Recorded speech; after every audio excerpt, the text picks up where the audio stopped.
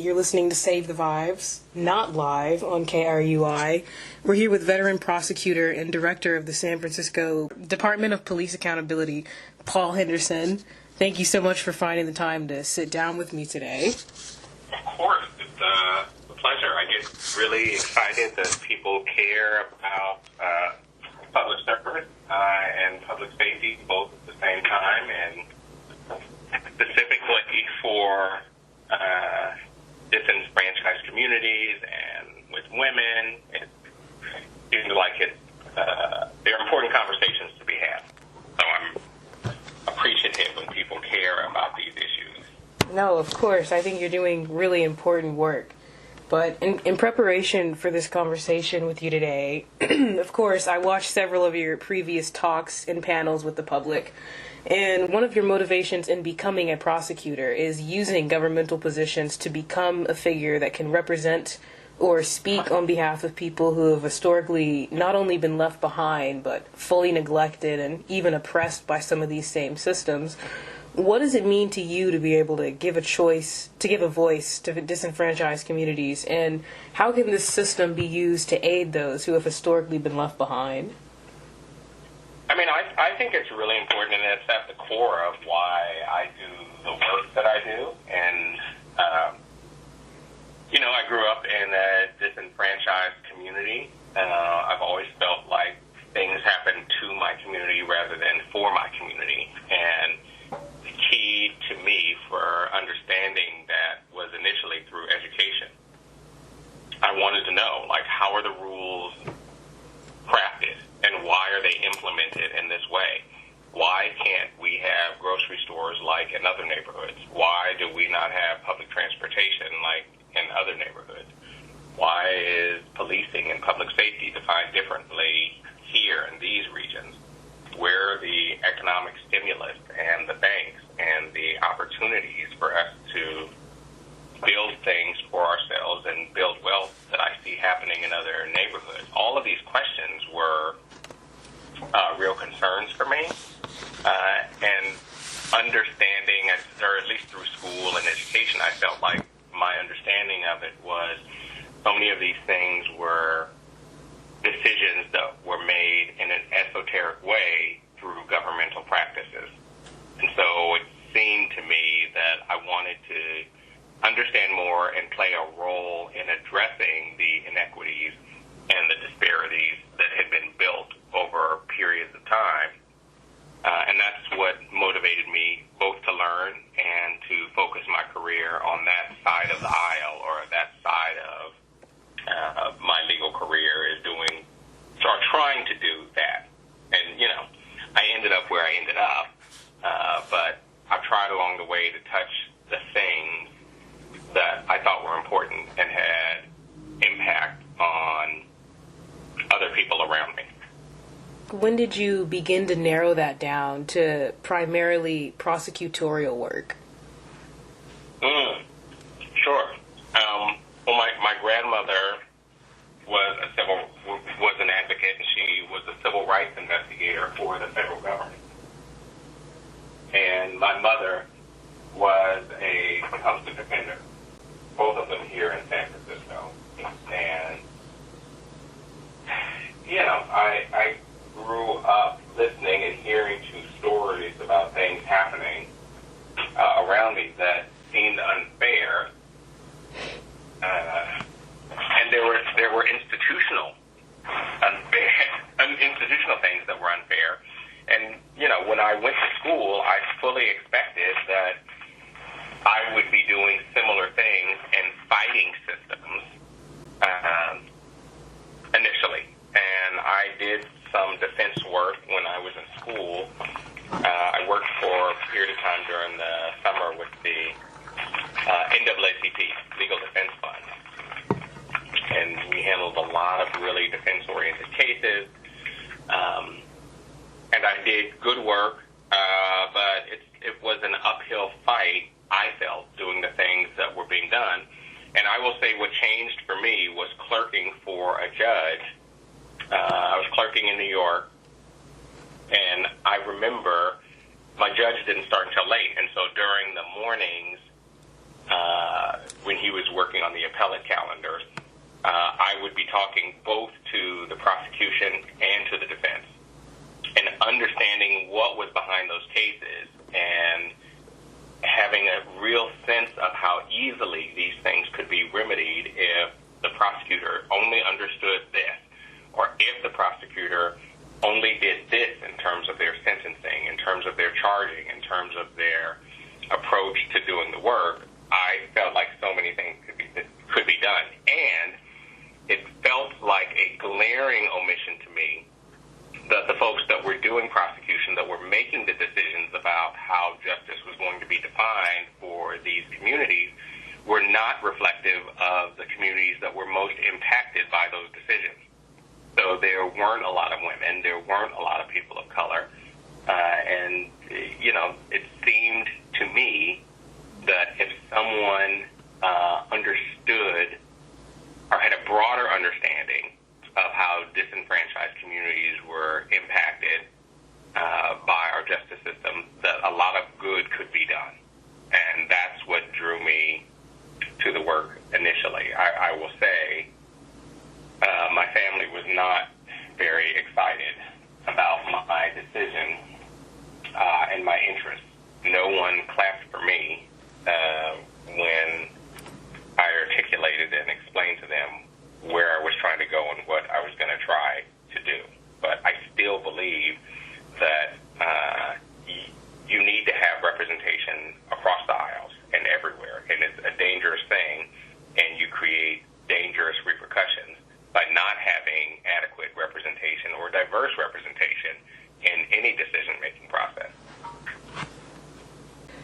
Kind of shifting gears a little bit, the second presidential debate just took place, with the first presidential debate between these two current candidates, Vice President Kamala Harris and the former President Donald Trump. You spent several years working alongside Madam VP herself, Kamala Harris, when she was the District Attorney of San Francisco, and you were the Chief of Administration. In your time working alongside Kamala Harris, what have you seen of her work that demonstrates the character that she brings? Well, I think she's referenced several times that her character has not changed, and her values have not changed. And I think that's true. And to me, what she and I connected with initially was the same commitment of things that I just talked to you about, of the need to have broader representation at the decision-making table, specifically in public safety and justice conversations. And so, I think that still resonates, that she wants a diverse pool of folks doing the work. And she expects and wants to have people that come to the table that, more than wanting to do their job, are bringing their very best selves to the job, that are committed and engaged in doing a really good job that isn't just status quo. She doesn't want people to just come in and maintain, to phone it in and do the job in ways that aren't thoughtful and meaningful. And I will say, even for me, in working with her, I turned down management 3 times. I was just happy being a trial lawyer. I would have been satisfied doing nothing other than running my programs in specialty courts, addressing some of the inequities that we had talked about previously, and handling my caseloads. But ultimately, she made me move into management, and then made me her chief. So it was a good experience, and I grew a lot from the experience. And I think I have a clear understanding of what she wants, in the same ways that she had a perspective about San Francisco, and the same perspective that she had about public safety. I think is the same approach in terms of her values and her character that she will have for this country, in wanting to address systemic and intransigent decisions that have been made in the past that improve systems where she can and when she can. And I think she knows that she is in a leadership position and has been in leadership positions. But doing that work means that you work collaboratively and you want your best people at the table helping you fulfill that agenda and fulfill that mission. I personally think being a successor to President Joe Biden is honestly a perfect fit for her, because in his presidency, policy-wise, I want to give him a run for his money. He has fixed some systemic issues in a way that props up the American people, more of the working class, for success.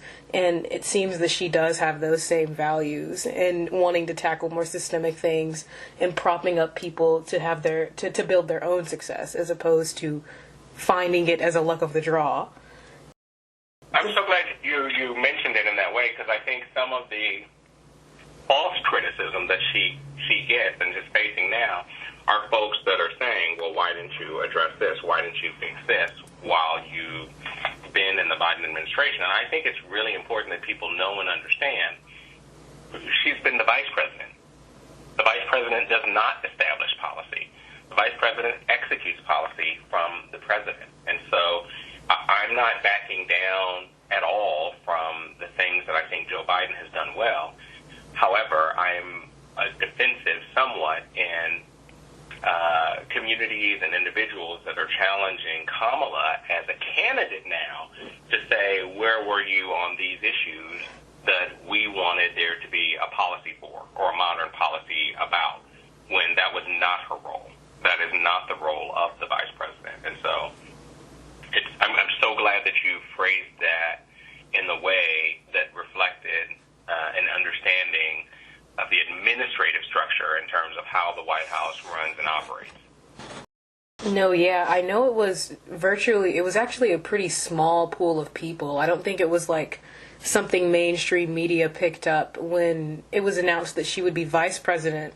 She was Joe Biden's vice presidential pick, is that it is a kind of handicapped position. You're not officially an executor, but being in the vice presidential seat, you're kind of stripped of the roles that you previously held, but you're not quite in the executor position. And so, I mean, that's why I wanted to speak to you, is because the public is slowly learning who is Kamala Harris, because outside of the Bay Area, we haven't really seen much of her. We haven't had the opportunity to see what she does policy-wise.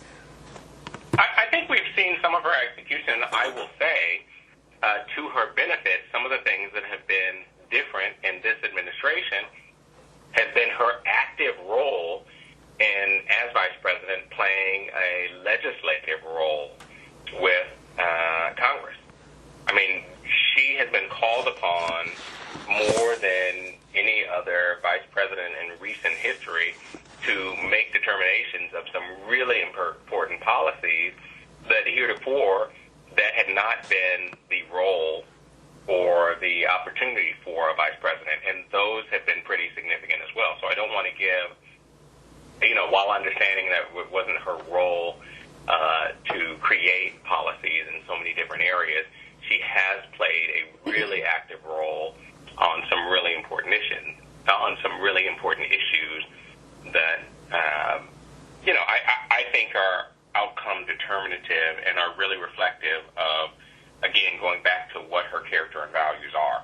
I think if anyone is really looking to find what they are, she has a proven track record and a history in so many different areas that it's not difficult to seek or to find for anyone that's looking for it.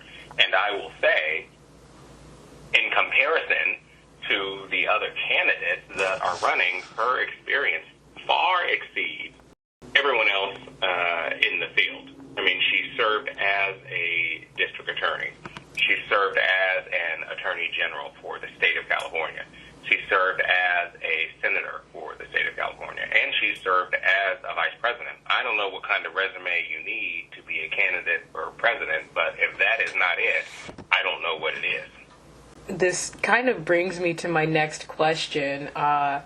We'll say the former president has had his own, we'll say, flavor of interactions with the legal/criminal justice system in a much different manner than Vice President Harris.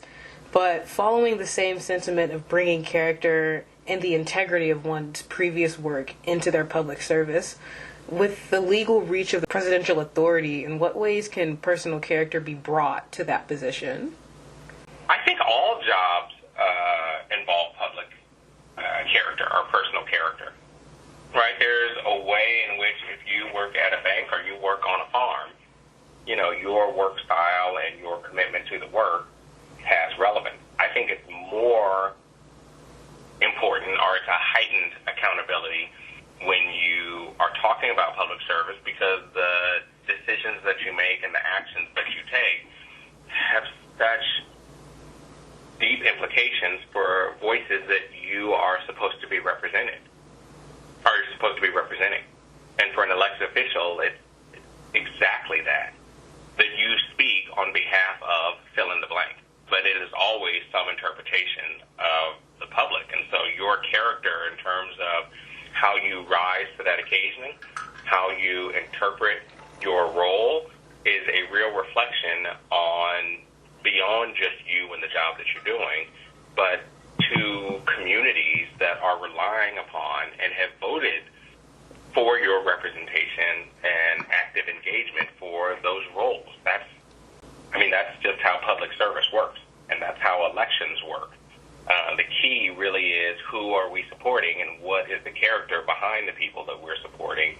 And I think that's more relevant in this election than it has been in any other election that we've had, because I think character matters, and hopefully people are evaluating that definition of character. Even with an objective analysis, I think it's outcome determinative for what people are trying to do for the upcoming election. It's just a matter of what direction it's going to go in. This is hence why I think it's so important, and I'm so glad that I'm able to speak with you and get a little bit of more testimony as to what Kamala Harris's character is, especially in her previous career positions. Coming back to your current position as the director of the Department of Police Accountability in San Francisco, in what ways has police accountability been able to repair the damage done to those affected by abuses by law enforcement? I mean, I think we've gone a long way. I'm really proud of the work that we're doing here, and we don't have to guess as to whether or not having oversight agencies like this are valued. I think a lot of that work has been shown and proven. There's so much literature on the subject matter that can all be found, by the way, in the 21st Century Policing under the Department of Justice. So anyone that has more questions can start off there by learning and understanding why it is that historically law enforcement agencies have not been able to police themselves. And when you talk to disenfranchised communities, specifically communities of color, I think you'll hear narrative after narrative about some of the problems that are systemic and race disparate in terms of treatment. It's interesting to me when, I talk, and, oftentimes I travel and give lectures and talk about these things, and people will say, like, we don't have any of those problems here. Well, and my response to folks is always the same. Do you measure race disparities at all? Do you have an updated use of force policy with your department? Because if not, I promise you, you have some problems that you don't even know about, and you might not know about them because they don't necessarily impact you. But if, for instance, you do not have a use of force policy that's been updated, and more than 2/3 of every law enforcement agency doesn't have an updated use of force policy, it means by adoptive admission that these are law enforcement agencies that are still employing things like carotid techniques, the neck techniques that you saw in Eric Garner, the neck techniques that you saw in George Floyd, that have been banned and restricted. That means if you don't have an updated use of force policy, that you are still doing things like shooting at cars, which is not best practices. You're still doing things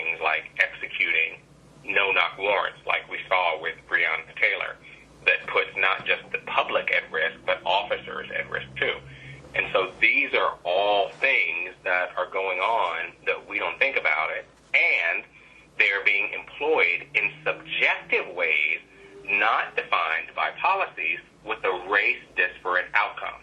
And so I'm always welcome to the debates to explain about the importance of reforming police practices. But a lot of that information, like I said, you don't really get to debate and has already been codified in principles and values from 21st century policing. Now, the problem is, even with 20th century policing, which was done under the Obama administration, it's aspirational and not institutional. So it is not mandatory that jurisdictions adopt those principles to have agencies like civilian oversight, and there are costs associated with it, and people don't want to pay those costs to build best practices and to have civilian oversight. And so, like, in this country, there are over 17,000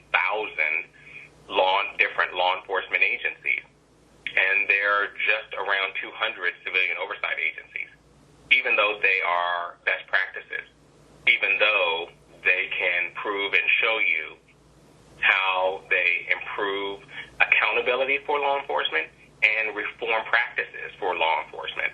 These are things that help individual communities and help individual societies to grow and be able to rely on police. But we still have a big gap between how that is standard practice in this country, because it's not.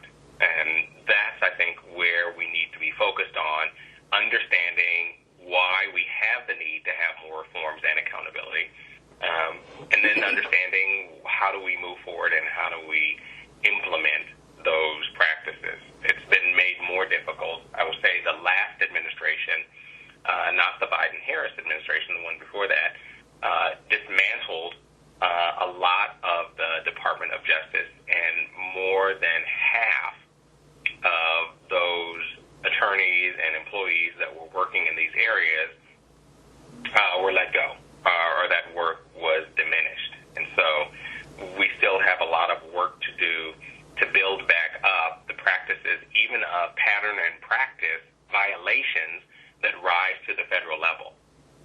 Though that's the division in Department of Justice that, reviews jurisdictions to see, do law enforcement agencies need to be taken over? Do they need to be monitored?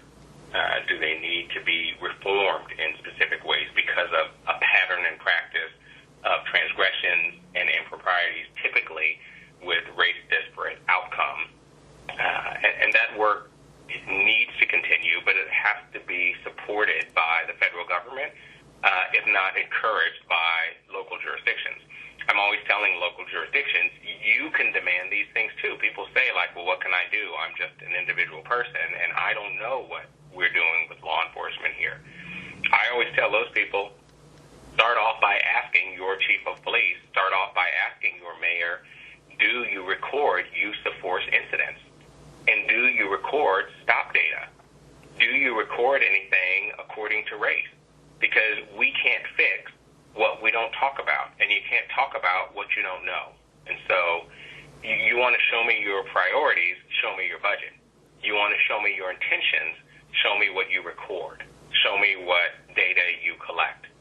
And then, it's a matter of, do you make that data transparent? Do you analyze that data to make better decisions? All of this is wrapped into an approach to police and oversight that I think is really important, and it's the work that I'm really proud of that we do here in San Francisco as a model for, other agencies to do the same kind of work, to replicate. I go out of my way to make everything that I do related to police oversight transparent and open, so that other agencies don't have to reinvent the wheel. They can look at the legislation that we worked on. They can look at the policies that we've written and take them and adopt them and modify them for their best interest, but so they don't have to reinvent the wheel in order to obtain some of the best practices that we've been able to both address and implement here.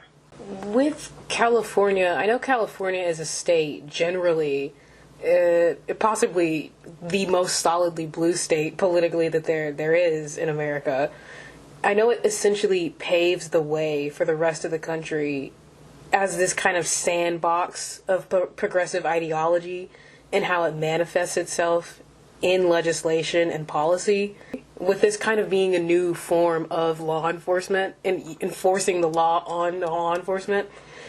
With current and emerging models, what do you personally believe should be like a priority exportation to the rest of the country, with proliferating the idea of police accountability across the nation? Yeah, I think the presence, the active presence of civilian oversight is really important.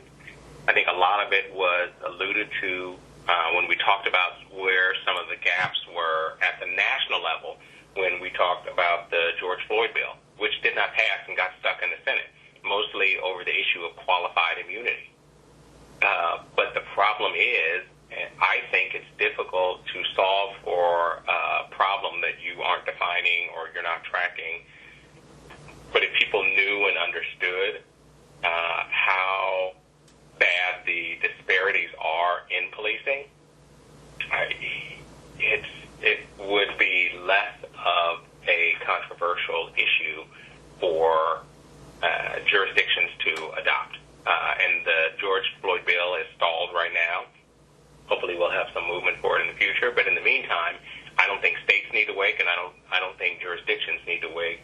And some of the things that they can do are things that are as important as initiating civilian oversight to review decisions that have been made by policing and make policy recommendations. I will say things like having use of force policies can be really helpful. One of the things that stands out to me, specifically in California, that some states are starting to do is have mandatory race reporting. So in California, we have RIPA, and I would encourage people to look that up too, so they can see that there's a state law mandating that jurisdictions collect race data on use of force and stop data, so that people can see what the disparities are that need to be addressed. Those are things that I think I would love to see exported in other states. The proliferation of more civilian oversight agencies and the recording and reporting of race statistics that include use of force. That's low-hanging fruit that should not be controversial. But that alone speaks to some of the more intransigent problems that we've been talking about. For instance, there is a big movement all across this country to get body-worn cameras. And as much as we have body-worn cameras, we don't have consistent policies on the implementation of body-worn cameras and the use of body-worn cameras from third parties to evaluate what actually happened in critical incidents. And we've seen incidents throughout this country where body-worn camera has never been turned over to the victims. Some victims of violent crime have not been turned over to defense attorneys who need that critical information to understand what happened with critical incidents. And that's before you talk about the difficulties and the policies about the day-to-day use and how officers are protected with body-worn cameras and how they're going to be using them. It's just, once you start opening the door, you realize there are all these issues that need to be addressed. Civilian oversight agencies play an important role in cutting through the noise and clarifying what the actual issues are and what can be done, with the capability of addressing the work that improves both law enforcement and their practices and improves public safety, with an increased reliance and understanding of how these law enforcement agencies that are part of our community can be made better, are improved by having civilian oversight agencies play a key role. Well, that's really the end of all my questions. Thank you so much for taking the time to sit down to converse with me on this topic. I think this was really insightful. Thank you for asking me. I've always got a lot to say.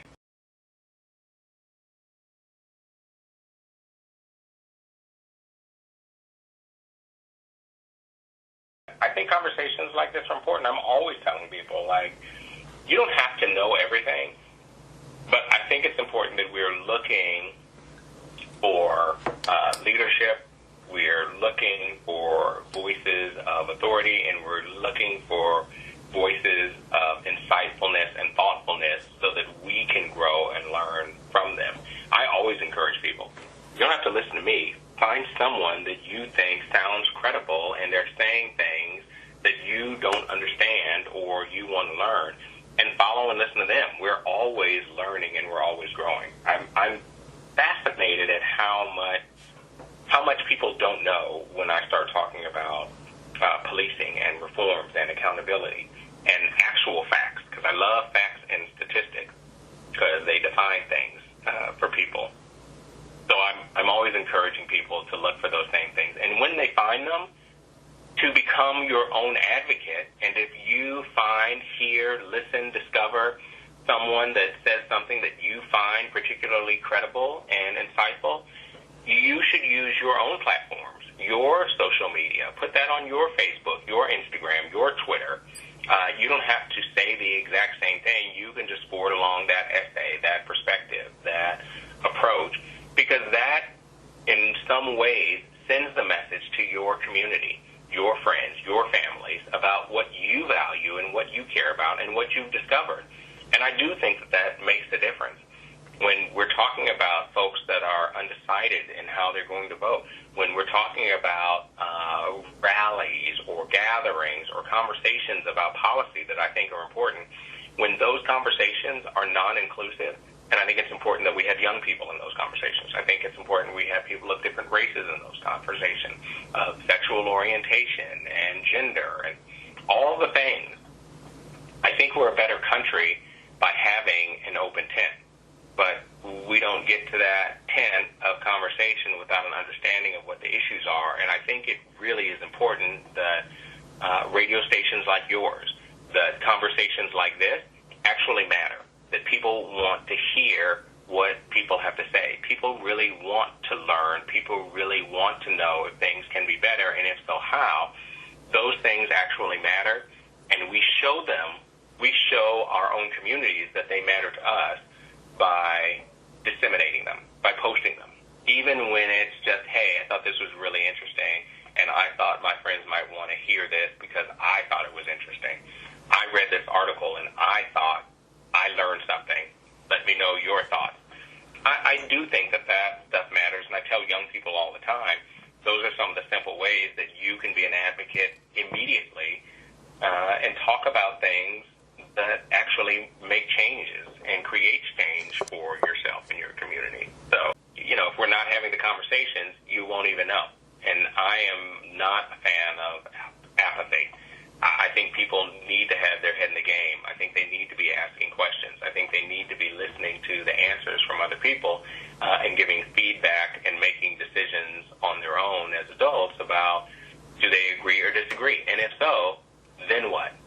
How are you going to spend your money? How are you going to vote? How are you going to engage? Or not on all of those things. It ultimately really matters. So I thank you for giving me this opportunity to have this conversation and answer some of these questions that are, they're not the easiest of questions, but I think they matter, and that's why I'm here. We've got less than 60 days before the election, so let's hope that everyone that is listening to this is working hard to have their voice heard